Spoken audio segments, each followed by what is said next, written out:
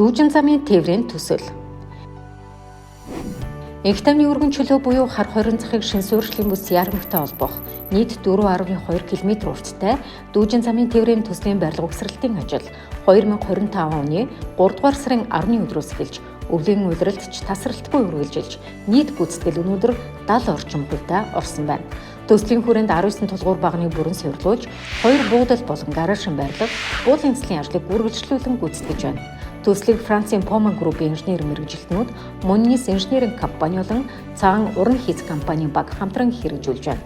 Нэгдсэн төслийн удирдлагын газар болон Maximal компани захиалагчийн хяналтыг тавин ажилладаг.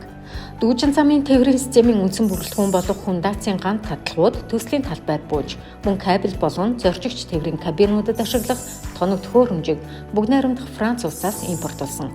Дүүжин замын тээврийн кабелийг тулгуур багнуудад агаар цөвлөх, нарийн тогоргоог хийх ажлыг бүгд найрамдах Франц улсын Poman Group хийж гүйцэтгэхээр төлөвлөн ажиллаж байна.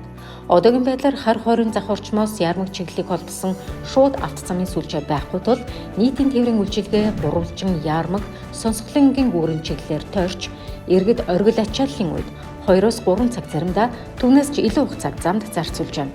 Харин Дүүжин замын тээвэр ашиглалтанд орсноор энэ хугацааг эрс богиносгож хотын хөдөлгөөний ачааллыг бууруулах бодит шийдэл болно. Дүүжин замын тээврийн байгаль орчин дээлтэй 100% цахилгаанаар ажилладаг тул дуу чимээ, агаарын бохирдол үүсгдэггүй орчин үеийн тогтвортой тээврийн шийдэл юм. Түүнчлэн Дүүжин замын тээврийн нэг шугам нь 1035 автомашин, 35 автобустай дүүх хэмжээний зорчигч тээвэрлэх хүчин чадалтай бөгөөд нүүрс хүчлийн хийн ялгаруулалт үлэмж багатай. Дүүжин замын тээврийн төсөл нь нийтдээ 98 кабинд цагт 2300 хүн тээвэрлэж зорчигчид нэг талдаа 11 минутыг зарцуулна. Хүчтэй салхины цэцэрлэл 70 км/цаг байх тул аюулгүй байдлыг хангасан тээврийн хэрэгсэл юм.